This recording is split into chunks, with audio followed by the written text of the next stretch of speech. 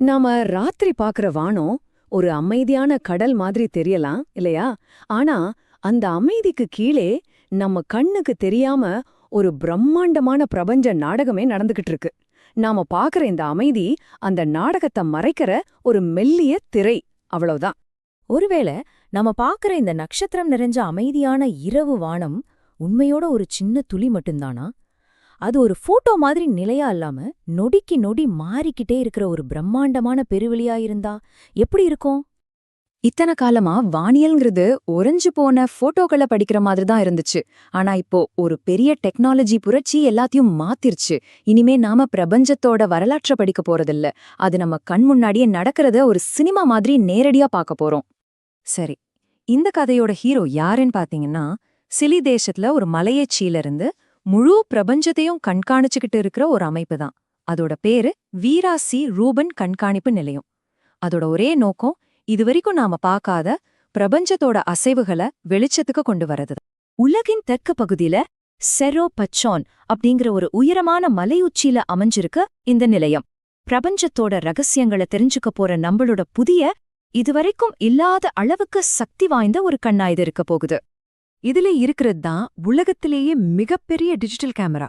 அதோட சக்தி எவ்வளவு தெரியுமா? 3200 மெகா பிக்சல்கள். இன்னும் புரியற மாதிரி சொல்லணும்னா, ஒரு பெரிய கோல்ஃப் மைதானத்தை ஒரே போட்டோல அதில் இருக்கிற ஒரு சின்ன மணல் துகள் கூட அவ்வளவு தெளிவா தெரியும் அளவுக்கு படம் பிடிக்க முடியும். இதனாலதான் வானத்துல ரொம்ப மங்கலா இருக்கிற பொருட்களை கூட இதால அவ்வளவு துல்லியமா பார்க்க முடியுது. இந்த நிலையம் ஒரு நிமிஷம் கூட ஓய்வெடுக்காது. ஒவ்வொரு ராத்திரியும் விடாம வெறும் 40 வினாடிக்கு ஒரு தடவை வானத்தோட ஒரு புதிய படத்தை எடுத்துக்கிட்டே இருக்கும். இப்படி இடைவிடாம கண்காணிக்கிறதால தான் பிரபஞ்சத்தோட இதய துடிப்பையே நம்மால நேரடியா பதிவு செய்ய முடியுது. ஒவ்வொரு ராத்திரியும் இந்த நிலையம் எவ்வளவு டேட்டாவை உருவாக்குதுன்னு கேட்டா நீங்க ஆச்சரியப்பட்டு போவீங்க. கிட்டத்தட்ட 10 டெராபைட்ஸ். இது பல ஆயிரம் முழு நீள திரைப்படங்களை சேமிக்க தேவையான இடத்துக்கு சமம். யோசிச்சு பாருங்க, ஒவ்வொரு ராத்திரியும் இவ்வளவு பெரிய டேட்டாவை கையாள்றது எவ்வளவு பெரிய சவால்னு. சரி, இவ்ளோ மாற்றங்களை இந்த ஸ்டேஷன் எப்படி இவ்ளோ வேகமா கண்டுபிடிக்குது? அதுக்கு பின்னாடி ஒரு ரொம்ப எளிமையான ஆனா ரொம்பவே சக்தி வாய்ந்த டெக்னாலஜி இருக்கு. அதுதான் அதோட நிகழ்நேர எச்சரிக்கை அமைப்புக்கு ஆதாரம். இதோட செயல்முறை ரொம்ப சிம்பிள். முதல்ல வானத்தோட ஒரு புது படம் எடுக்கப்படுது. அடுத்த சில நொடிகள்லயே அந்த டேட்டா சிலியாலிருந்து நேரா அமெரிக்கால இருக்கிற டேட்டா சென்டருக்கு போகுது. அங்க ஒரு சாஃப்ட்வேர் இந்த புது படத்தை அதே இடத்தோட ஒரு பழைய தெளிவான படத்தோட ஒப்பிட்டு பார்க்கும். ரெண்டுக்கும் நடுவுல ஒரு சின்ன வித்தியாசம் இருந்தா கூட போதும், வெறும் 2 நிமிஷத்துல உலகத்துல இருக்கிற எல்லா வானியலாளர்களுக்கும் ஒரு அலர்ட் போயிடும். இப்போ இந்த உதாரணத்தை கொஞ்சம் பாருங்களேன். இடது பக்கம் இருக்கிறது வார்ப்புரு படம், அதாவது ஒரு ரெஃபரன்ஸுக்காக வச்சிருக்கிற பழைய படம். நடுவுல இருக்கிறது இப்போ எடுத்த புத்தம் புது படம். இப்போ சாஃப்ட்வேர் என்ன பண்ணும்னா, புது படத்துல இருந்து பழைய படத்தை கழிச்சிடும். அப்போ நமக்கு வலது பக்கம் இருக்கிற மாதிரி ஒரு வேறுபாட்டு படம் கிடைக்கும். இதுல பாருங்க, புதிதா வந்த சூப்பர்னோவா மாதிரி விஷயங்கள் மட்டும் தனியா பளிச்சுன்னு தெரியுது. இதுதான் மாற்றங்களை கண்டுபிடிக்கிற ரகசியம்.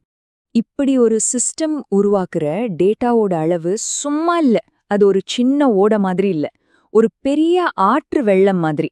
இந்த டேட்டா வெள்ளத்தை சமாளிச்சு அதிலிருந்து முக்கியமான கண்டுபிடிப்புகளை மட்டும் பிரிச்சு எடுக்கிறதுக்கு ரொம்பவே புத்திசாலித்தனமான ஒரு அமைப்பு தேவைப்படுது.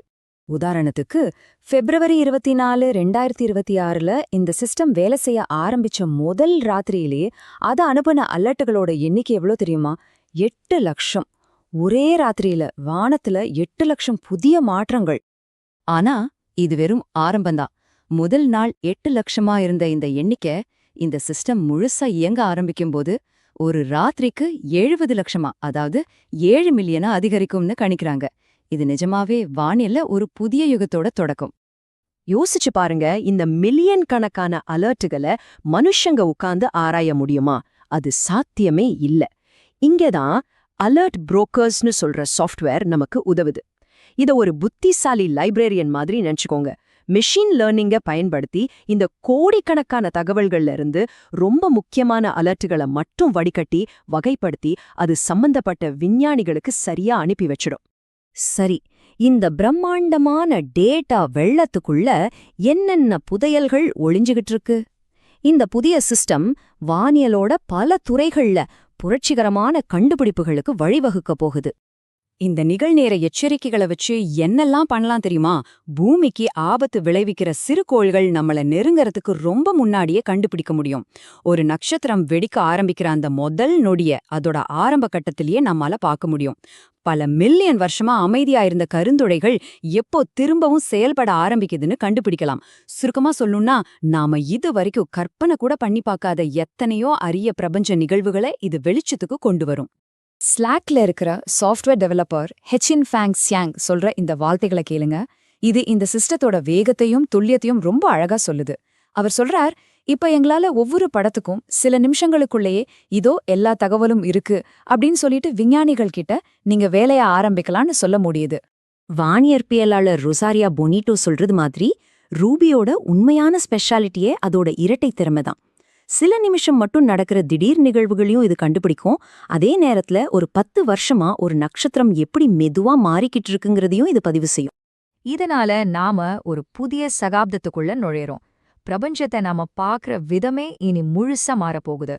அது இனிமே தூரத்துல இருக்கிற மாறாத பொருட்களோட ஒரு தொகுப்பு கிடையாது. இந்த ஒப்பீடு இந்த மாற்றத்தை ரொம்ப தெளிவா நமக்கு காட்டுது. நேத்து வரைக்கும் நாம நிலையான போட்டோக்களை வச்சு கடந்த காலத்தை ஆராய்ஞ்சுகிட்டு இருந்தோம். ஆனா இன்னைக்கு பிரபஞ்சத்தோட நிகழ்வுகளை ஒரு லைவ் சினிமா மாதிரி பாக்குற நிலைமைக்கு வந்திருக்கோம். நாம இப்போ பிரபஞ்சத்தோட பார்வையாளர்கள் மட்டும் இல்ல, அதுல நடக்கிற ஒவ்வொரு நிகழ்வோட நேரடி சாட்சிகளா மாறிட்டோம்.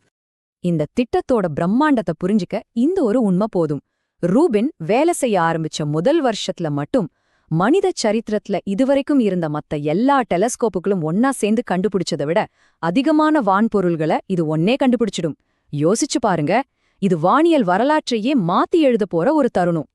இனிமே நாம பிரபஞ்சத்தோட மௌனமான சாட்சிகள் இல்ல, அதுல நடக்கிற ஒவ்வொரு அசைவையும் நேரடியா பாக்குற பார்வையாளர்கள். நம்ம கண்கள் இப்போதான் உண்மையிலேயே திறந்திருக்கு.